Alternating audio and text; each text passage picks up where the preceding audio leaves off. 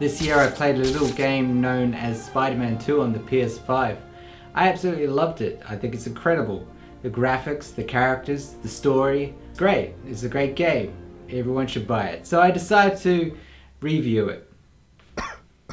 So the game starts you off as Miles Morales and you are working with Peter Parker to defeat the Sandman. So you're swinging through New York City, basically attacking this giant Sandman creature who's attacking the city.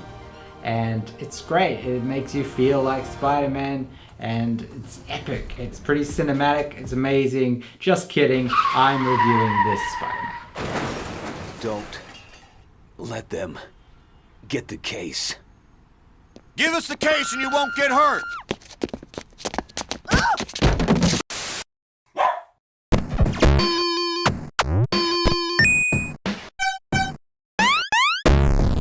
This Spider-Man 2 came out in 2004, which is the same year that the movie came out, that it's based on.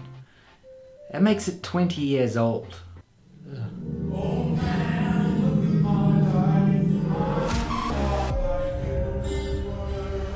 This is the first Spider-Man game to go open world. Yes, in the game, the city of New York looks pretty small, but at the time, it was incredible, it was huge. And yes, the textures in the game were non-existent, but at the time, well, they were non-existent. But we didn't care, because we got to be Spider-Man, man.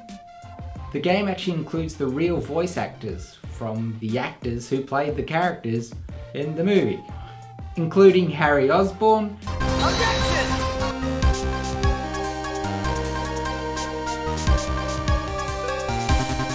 Mary Jane, Doc Ock, and even, of course, Spider-Doider himself, Tobey Maguire, who, much like in No Way Home, couldn't give a shit. Sorry, I'm running a little late, MJ. I've gotten used to it. It was great seeing you and Harry again the other night. Yeah. Anyway, I brought you the ticket for my play. Peter, I think you should know. I'm seeing someone now. Really? Huh. Really? Is that all you have to say? Oh my gosh. So the only voice actor that actually kind of cared was Bruce Campbell, and he did the voice of the tutorials in the game, and they made sure to include some sardonic wit.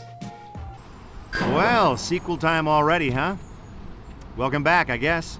I'm sure you miss me more than I missed you. Although they took the time to get the actual actors to play the characters in the game, they didn't really take the time with the models of the characters. Well, just take a look.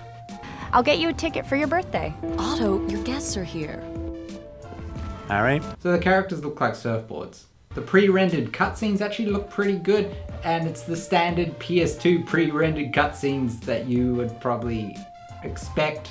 And they do a good job of replicating what happens in the movie, except Harry doesn't clap as enthusiastically as he does in the movie.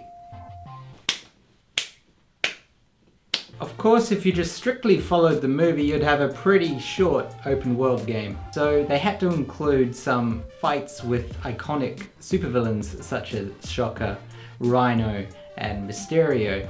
During the Mysterio segments, there is one part where you are taking part of this event that he's set up in this fake stadium where he's taken prisoners.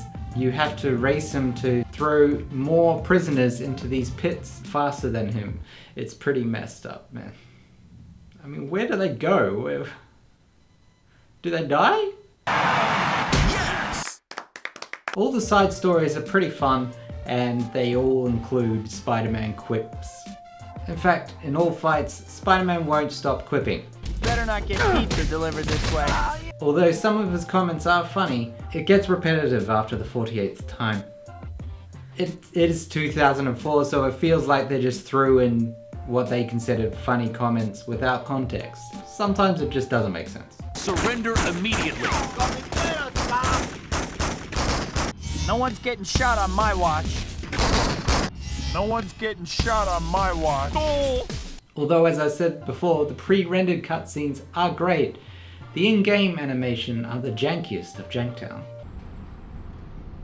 There was a chase that just sped past here. Somebody almost got hit. Oh, there you are. Spider-Man, there's a boat sinking out in the river. It was only supposed to be a 3-hour tour. A 3-hour tour! As you save people from random street events, crimes, tragedies, that sort of thing, you earn hero points. And you can use those hero points to go into shops and buy upgrades for your web swinging and combat. Now, you don't just go into any old random shop, like a clothes shop or a donut shop, and buy these upgrade points. Hang on. Oh no, you do. You do go into random shops and as Spider-Man, full costume, and just buy a web swinging upgrade and no one gives a shit. As for the crimes themselves, you got the standard carjacking affair perpetrated by the most polite carjackers in history in the world, as they wait for their victim to safely exit the vehicle before hijacking. Mind your head now, out you pop, I just need your vehicle, thank you. There's a good chat, buckle up lads. To stop the vehicle, you punch the roof.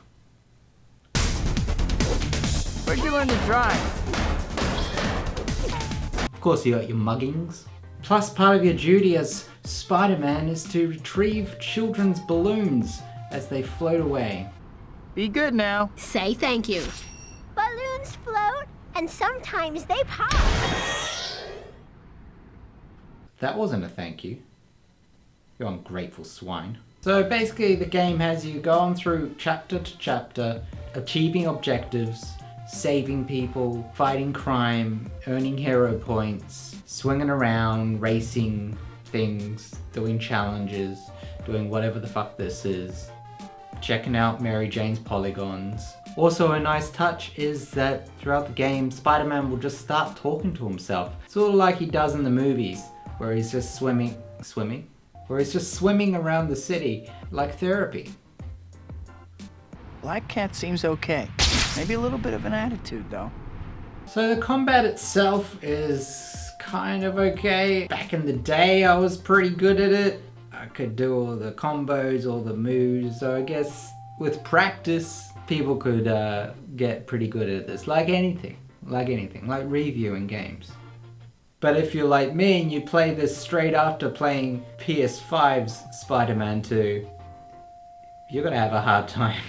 There are a ton of fights from the movie that they try to include in the game, but the indoor fights just don't work. The rooms are way too small and Spider-Man moves way too fast, and so does the enemy. And the camera just goes crazy. So it's just hard to keep track of what's happening. It's just bad. It's bad, it's dated, it's shit now. Pizza time. Pizza time. Need I say more? Okay, I will say more. You deliver pizza, some pretty cool music, very catchy music that will stay in your head for the rest of your life, and that's basically the side quest. It's like a side challenge, I guess you can do now and then. Pizza time. Pizza time. So, is it worth playing today? With the release of PS4 and PS5 Spider-Man and Spider-Man 2, it's doing pretty much what this Spider-Man tried to do, but 100 times better.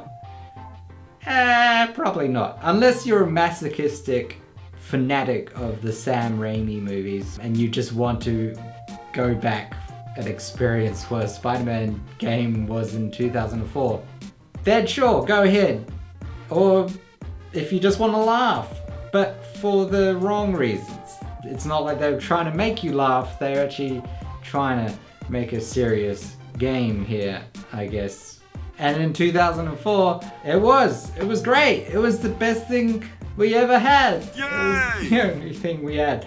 And it was good for the time, but there are way better things now. So I wouldn't bother unless you really want to do it, because I'm not your dad. I can't tell you what to do. Play the PS4 and PS5 games instead, in my opinion. This game gets a 6 out of 10 from me. Why?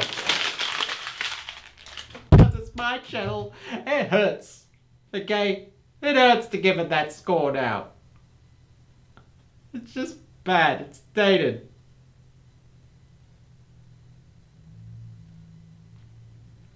I'm not really sad.